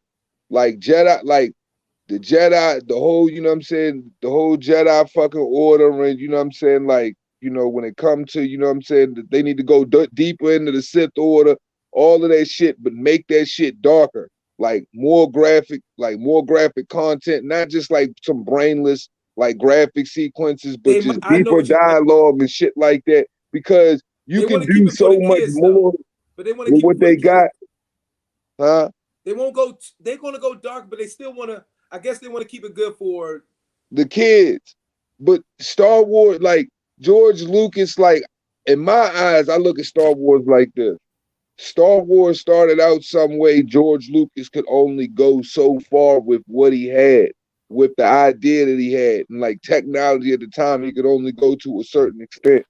He never said like, yo, it's supposed to be reprimanded to this. And actually, Star Wars has its little sequences where, you know, they got their little kid shit, and then, you know, they got certain shit where adults watch, like kids don't care about certain shit. I'm like, you can do like, at this point, it's a fucking universe. Why can't it be like the MCU? You know what I'm saying? They got its darker portions of it. What's going on is they got, of course, you got Star Wars Legends, and that's still connected to what George Lucas, and then you got canon, Star Wars canon, which is what Disney has created. And they realized Disney went the wrong direction with that heifer, Catherine or whatever, who took over, George Lucas gave the realms to, and she Kathleen Kennedy done messed up the whole goddamn shit. So now they want to get rid of, getting her out of there. And Mark Filoni, the dude who be on the fucking Iron Man, Tony Stark's butler, he's now the director of all of that shit. Y'all know that for the most. But he's oversight. But you noticed that they rebooting everything from our childhood. Yeah, they rebooting everything, bro. Because if it belongs to Disney, it's going to crash. But here's the thing. No, what I'm saying, the shit with Disney has already crashed, and Disney lost money. So now they're retroing back. They get like, and plus us, the real hard diehards that shitted on the fucking last 3 so much that now they realize they fucked up, and now they retro and going back and trying to like and scrapping at those as if they never existed now. Like, let's think about this, right? So they're gonna start So they're gonna start over again for Return of the Jedi and bring it back. That's what they're doing. And Mark, think about this, right? When is the last time, like, fuck pandemic, all that shit, since the movie's been up, when the last time you really done wanted to go to the movies and sit down and watch a fucking movie?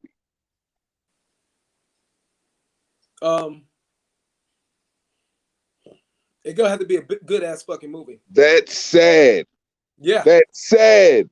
Like, you have to, like, we have to literally think, we're literally witnessing the death of Hollywood, interpreted through like weird little social economic pushes and shit like that. Instead of focusing on making good dialogue and script, like I don't. So for me, it's just like, bro, I don't even have any ambition to care about like big pictures anymore.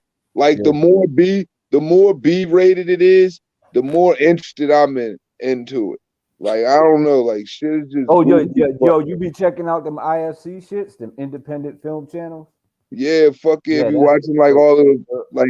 Yeah, I just watch a whole bunch of different got shit. some Man. content in that shit because I feel like they pushing like most of these fucking movies ain't nothing but big ass commercials, man. That's James what they Bell, is. what's up, baby? They force feeding you all this hot bullshit, and I'm James like, I Bell. don't want to see this shit. Fact, James Yeah, Bell, bro. hop Like I on, hit the don't. link, man. Yeah, I'm like The I'm Han, really. I like the Han Solo movie, J. Rules. I liked it. That shit was garbage. I Like, liked it though. I didn't even see, it. like, but that's crazy though, right? Because a lot of movies, like, some people gonna like some shit that a lot of people feel is some shit. Like, I know I like certain shit that Plus, I it brought know all back. motherfuckers can't stand. Like, everybody got their own little preferences, but at the end of the day, like, I don't know, man. Like, It that connected whole Maul. Star Wars project to me is just a But fail. the Han Solo movie connected Maul in there and showed what Maul really was, what George Lucas had in mind.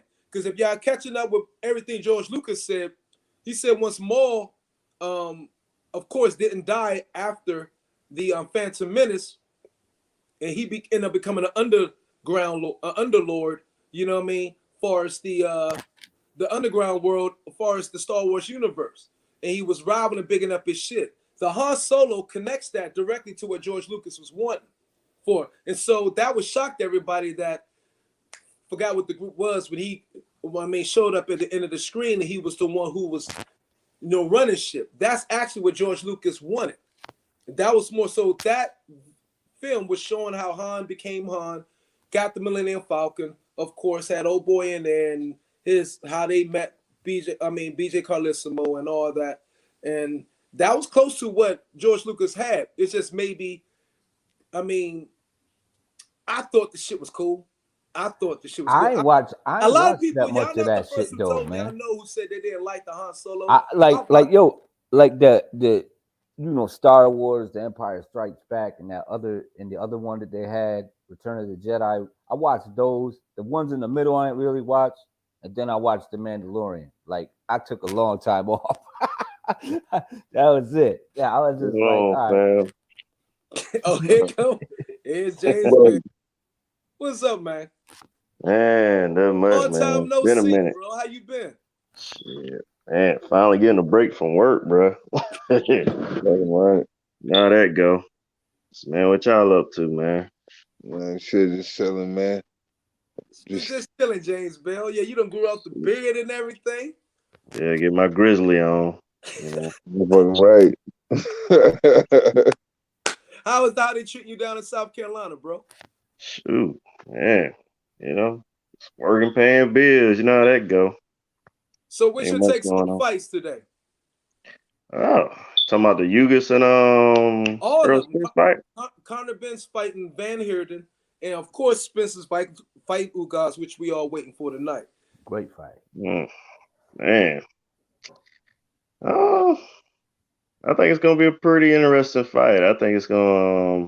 I think Ugas is gonna shock a lot of people today. Yeah, the other two. That's what 1-2 kid and two hands feel the same way. They think they got Ugas winning. Yeah, because Earl Spence sounded like he kind of tired. You know what I mean? Look, okay. Let's hold up. Let's clear this up. I'm saying for real. I mean, he sound like he really out of it for real. Hey, let's clear this up. The man said, facts is, the man broke a bone in his fucking jaw from the accident. He broke, and it's been official. He actually said in the Brian Custer joint, I broke my cheek to the jaw, was broken. He lost the teeth. We could see that. And I actually earlier this week went to old videos to see him talking, to see how his teeth look, and now I know those are veneers. You feel me? So, and I don't think since the accident because he got thrown from the fucking Ferrari. On his shit. That's why he has a speech impediment now. You can hear that's what I slur. said. Yeah. So I don't think it was tired of anything. I think because they had to do reconstructive surgery, he said, on his face, cheek to his jawline from this part. And you can see it. And I went to the old videos, man, he was in the bed and hooked up. And you can see this whole side of his face was completely swollen out. You got to relearn how to talk, the whole time.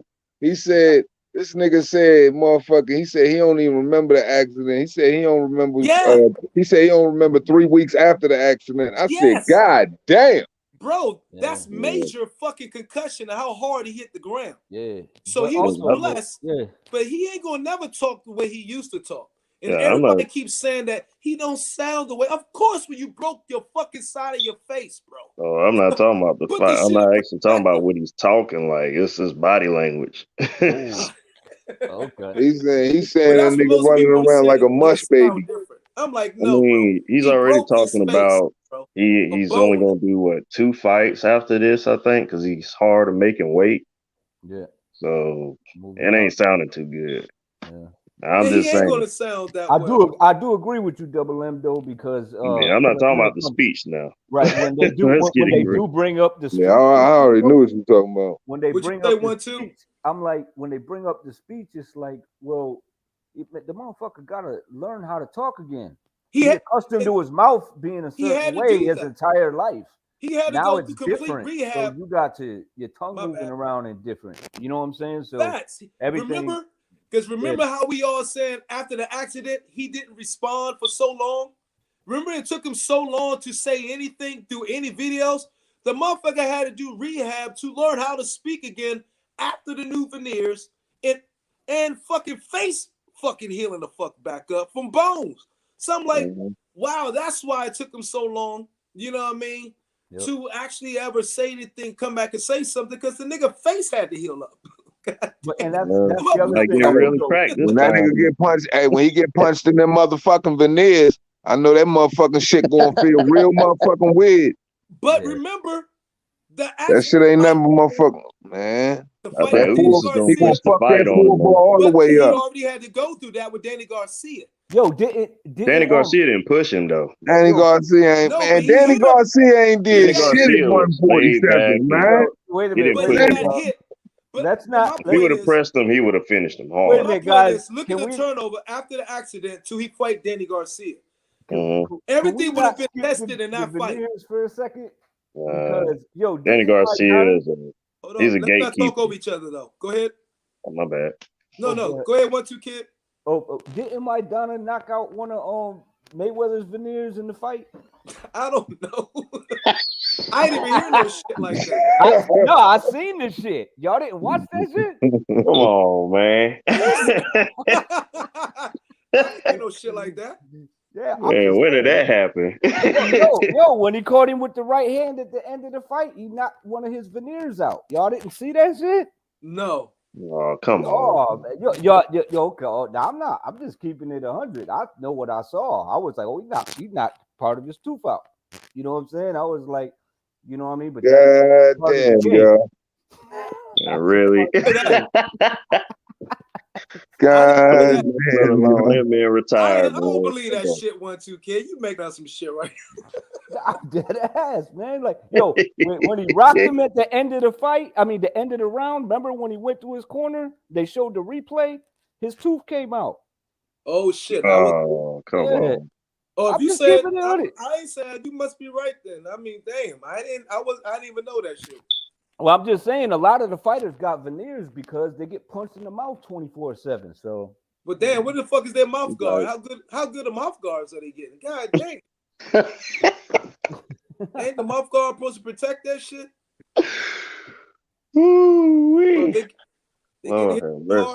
That's some real shit.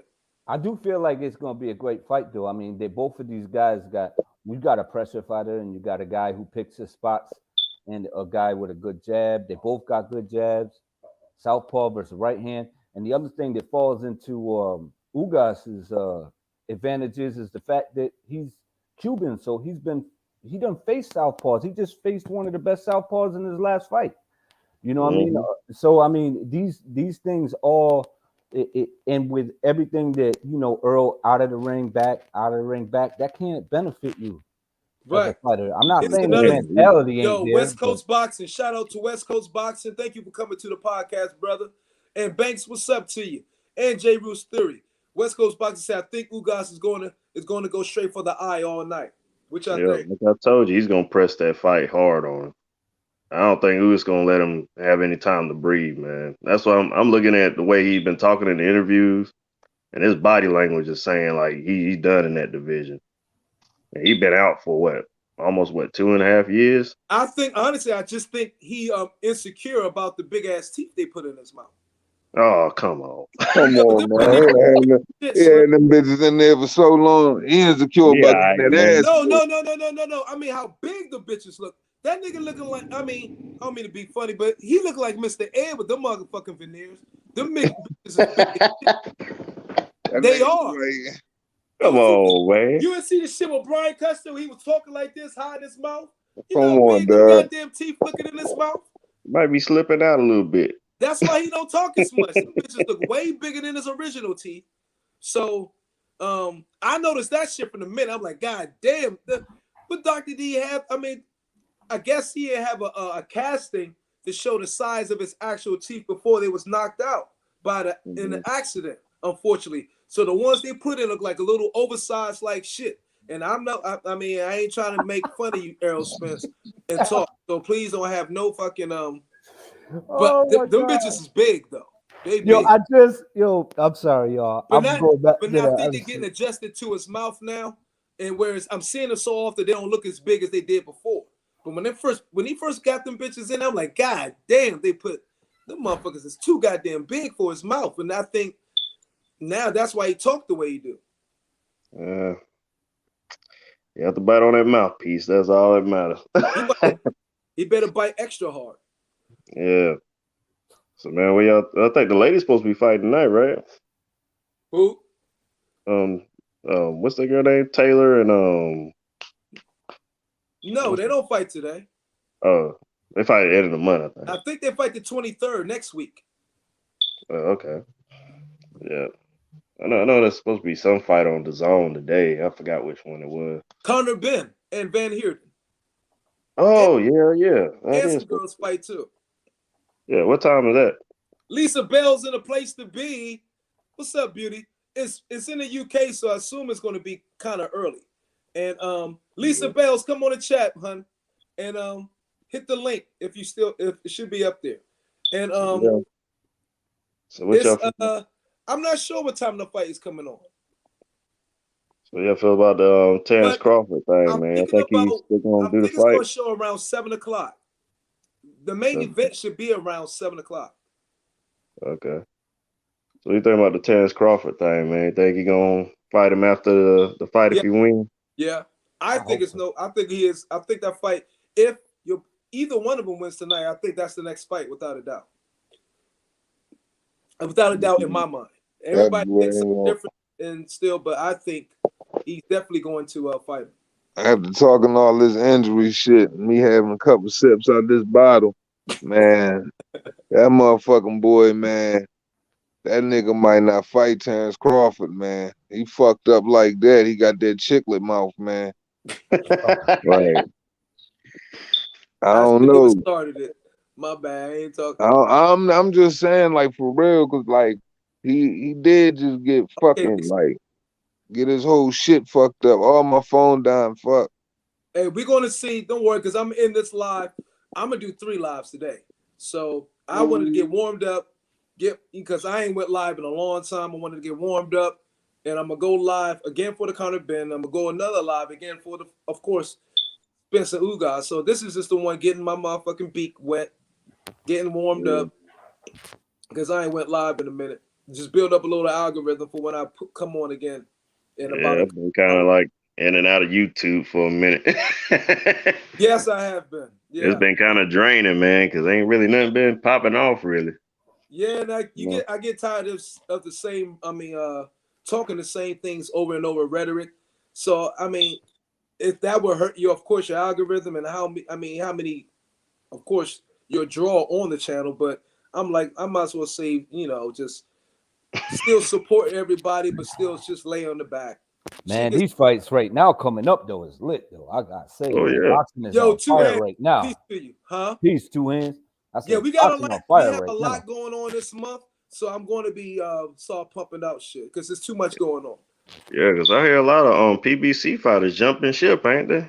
You got like Javante Tate Davis jumping and He ain't Earl, jumping yet. We don't know if he jumped until he's actually jumped, but that has been the talk.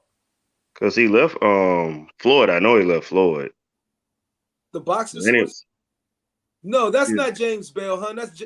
That's not boxing source, huh? That's the other James Bell. No, I'm the South Carolina James Bell. That's the South Carolina James Bell. Good to see you, man. I ain't seen you forever though, bro. Hell yeah, man. I've been wanting to jump on for a long time, but man, shoot, I've been working like crazy. Well, It's like we've been working like 10 Saturdays straight. that's a good thing though. I mean, it's good, but man, I need A break. need a Definitely break.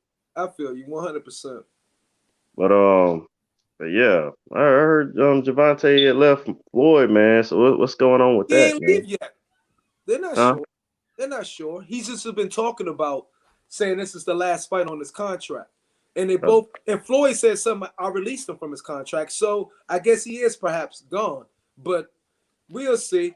Leonard Ellerby is talking other than. So Floyd said things come to an end. So maybe Javante is made his mind that he's going to do his own thing. I don't think that'll be the best decision for him, to be honest. But I will say I've thought about if he did leave, he does have fight deals that he could sign with the of course the zone. That'll be good because they got Haney and You know Eddie Hearn looking. they got Haney there. You got JoJo Diaz there. You got Cambosis there. So he can take Ryan that Garcia route. too, man. He can go top rank because they got tons. So he has a lot. If he does leave PBC, it could be better for his career and getting the bigger fights because he can go to top rank. He can and he could go to the zone and they got good names there. So And they got the money. he could stay at the thing is he could stay at if they open up, if the PBC and Floyd Mayweather they open up and the options of other guys they fight, he can stay there and make those fights as well. So it just depends. But we know Eddie Hearn is paying that money. So he could go there.